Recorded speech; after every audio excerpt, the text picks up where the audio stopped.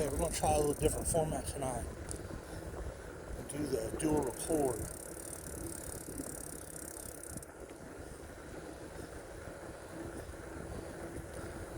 It is Friday, October 4th, and it is just after 7 o'clock. Taking a quick evening ride. I'm on an Aima Big Sur electric cruiser. So it's modeled after a mountain bike, but it's really just a cruiser. It's got them big 4-inch tires on it that you see down there. Nice bike. Very highly recommended. It's got a torque sensor, so it gives you a very life-like, a bike-like feel to it. Torque sensors are more evident on the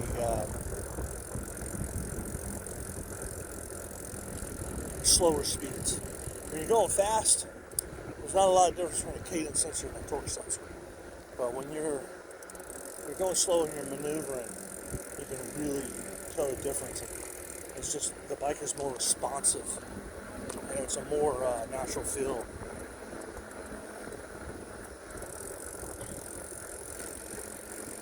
So I'm riding on a golf course.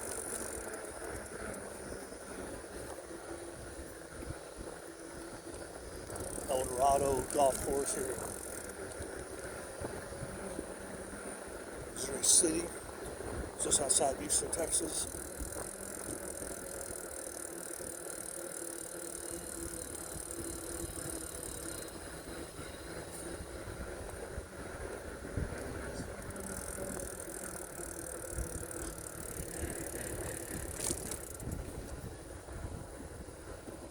This is the most substantial bridge on the whole golf course.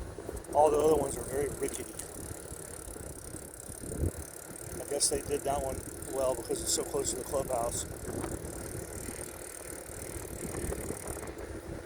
We're lucky the golf course is even open. The clubhouse is closed due to the damage from the hurricane. I guess they tore off the roof and flooded the inside. They're abating all the mold and water, trying to get things ready for prime time again.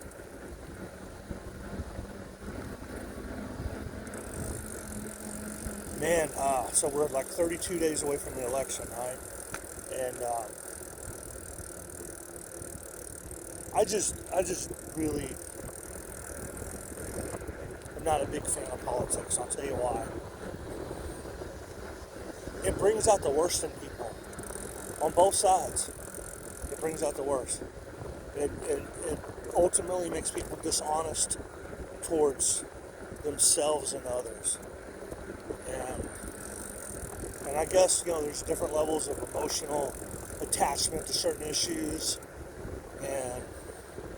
But there's this concept out there called Trump derangement syndrome. And the theory is that people get so enraged about Trump that they kind of lose their mind and they start to act and speak in ways that really they probably wouldn't do normally, but politics drove them to the brink. And I think the concept of this derangement syndrome,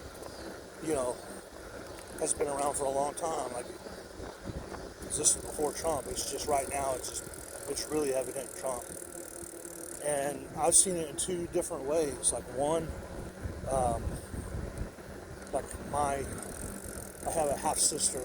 She's probably gonna watch this video, but I love her completely. She's always been a part of my life, and she's a good, solid person. And but she is, I